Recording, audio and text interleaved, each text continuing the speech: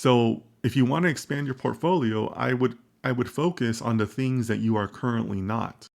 Focus your portfolio on the modeling side, right? Because that way you're expanding, you're demonstrating your range. You're demonstrating to say, well, I'm not just a data pipelines guy. I can also do modeling when needed, right? Or I'm also pretty good with my visualization. So here's a couple of visualization examples. Focus on what you don't have.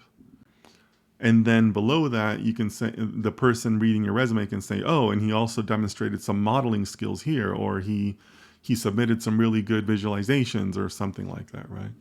So that's what I would focus on. I hope that helps you. Building a portfolio can be a personal thing, but just show your range. That's kind of the whole point of a portfolio. Okay, so Emil has provided some more detail on his previous question.